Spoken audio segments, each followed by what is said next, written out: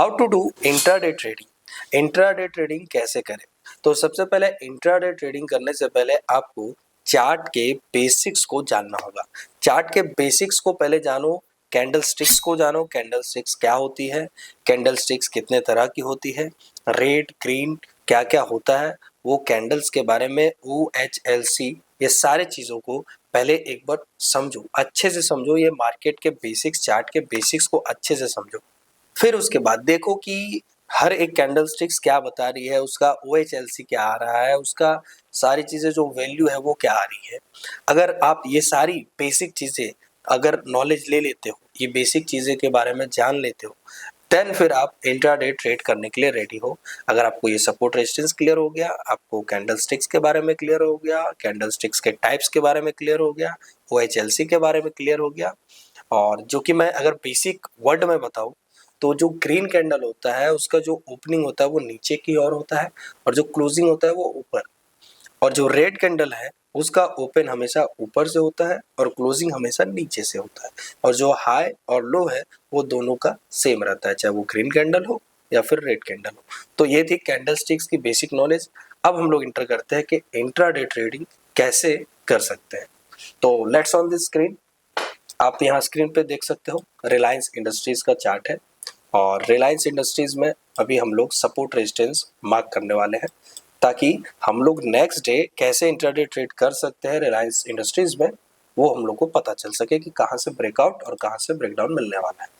तो अभी का जो प्राइस है वो चल रहा है 1456.20। तो अभी अगर मैं रिसेंटली एक देखूँ तो सपोर्ट यहाँ बन के निकल के आ रहा है यहाँ पे, जो कि मार्केट कहीं ना कहीं उसी सपोर्ट को अभी भी रिस्पेक्ट कर रहा है, और पीछे से भी आप मिलाओगे तो ये देखो इस लेवल को रिस्पेक्ट कर रहा है।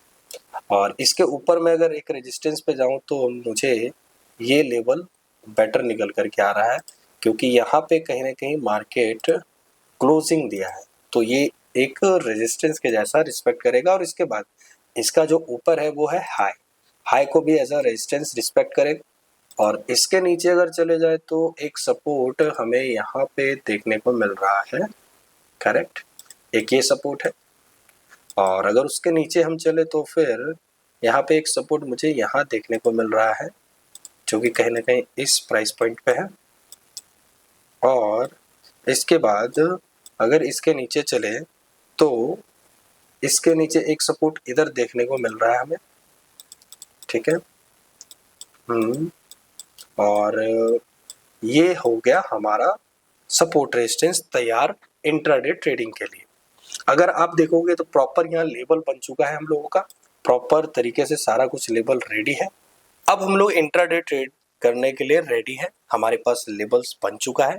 अगर रिलायंस पे हम लोग कहीं ना कहीं देखें तो स्क्रीन पे आपको दिख रहा होगा कि एक ये सपोर्ट है, मार्केट अगर ये सपोर्ट का ब्रेकडाउन करता है तो हमारे पास नेक्स्ट टारगेट जो निकल करके आ रहा है वो है 1433 के आसपास का। और अगर इस सपोर्ट का ब्रेकडाउन करता है मार्केट तो कहीं ना कहीं हम लोग को जो नेक्स्ट टारगेट दिख रहा है वो है 1405 का। और अगर इस सपोर्ट का ब्रेकडाउन फिर से करता है तो कहीं ना कहीं इस गैप को सबसे पहले फिल करेगा। यहाँ एक गैप पेंडिंग है, जो कि कहीं ना कहीं मार्केट इस गैप तक आ सकता है अगर यहाँ से सेलिंग देखने को मिलेगी तो। और अगर यहाँ से मार्केट कल ऊपर जाए तो ऊपर यहाँ दो रेजिस्टेंस है, तो थोड़ा वीकनेस है, अभी भी चार्ट में थोड़ा बहुत वीकनेस दिख रहा है।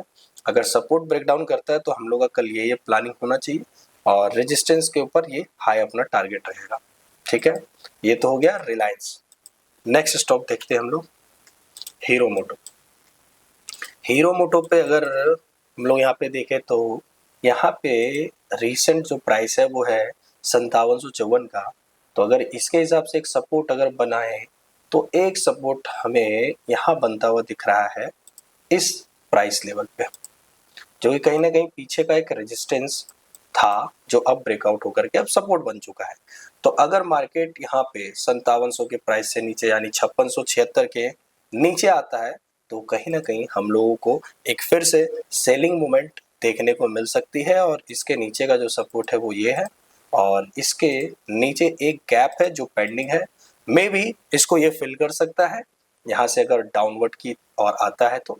और अगर रेजिस्टेंस की बात करें तो रेजिस्टेंस कहीं ना कहीं हमें यहाँ देखने को मिल रहा है, एक रेजिस्टेंस है तो अगर मार्केट इस रेजिस्टेंस को ब्रेक करता है तो एक ऊपर का ये हाई हमें देखने को मिल रहा है।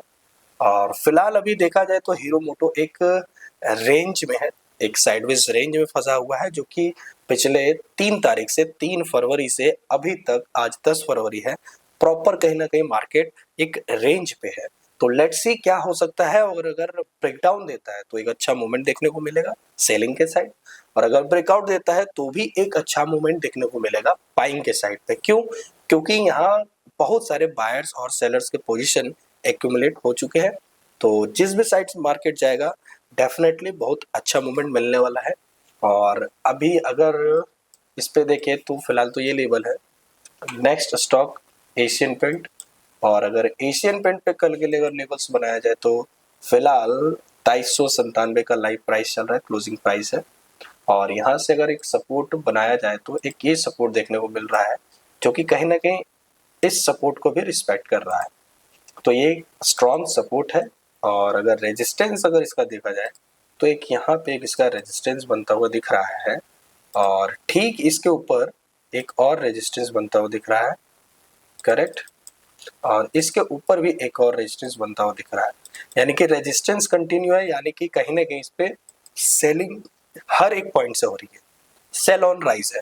जैसे ही रिकवरी आती है सेलिंग आता है, यानी कि मार्केट प्रॉपर डाउन ट्रेंड पे है। और अगर इस सपोर्ट का ब्रेकडाउन यहाँ पे करता है मार्केट तो कहीं ना कहीं इस लेवल पे एक टारगेट हमें मिल सकता है।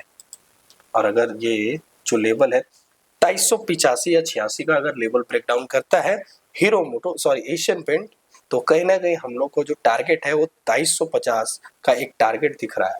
लेट्स सी क्या होता है एशियन पेंट में। फिलहाल रेजिस्टेंस तो मल्टीपल्स है, तो ऊपर जाना थोड़ा मुश्किल लग रहा है, बट डाउन साइड मूवमेंट कर सकता है, हम लोग देखते हैं। और इसी तरीके से इंट्राडे लेवल्स बनाया जाता है एक दिन पहले, ताकि नेक्स्ट डे मार्केट में हम लोग प्रॉपर तरीके से इंट्राडे ट्रेड्स ले सके। तो सबसे पहले आप 4-5 स्टॉक्स को सेलेक्ट करो, अच्छे अच्छे स्टॉक्स का सिलेक्शन करो, लार्ज कैप हो, वो स्टॉक्स एक तरीके से कम वोलाटाइल होते हैं और स्टार्टिंग में बिगनिंग स्टेज पे परफेक्टली होते हैं ट्रेड करने के लिए, क्योंकि जब वोलेटिलिटी कम होती है तो आपका एसएल कम जाता है। और स्टार्टिंग में स्टॉप लॉस बचा के रखना है, ज़्यादा स्टॉप लॉस नहीं देना है, क्योंकि अगर ज़्यादा स्टॉप लॉस हिट हो रहा है तो कहीं ना कहीं आपका साइकोलॉजी और माइंडसेट दोनों खराब होगा। इसलिए लार्ज कैप स्टॉक्स को सेलेक्ट करें, 4 से 5 स्टॉक्स को लें और डेली उस पर लेवल बनाएं, और जिधर भी ब्रेकआउट या ब्रेकडाउन आपको जो भी मिल रहा है उधर साइड से ट्रेड करो। इस तरीके से आप प्रॉपर इंट्राडे ट्रेड कर सकते हो।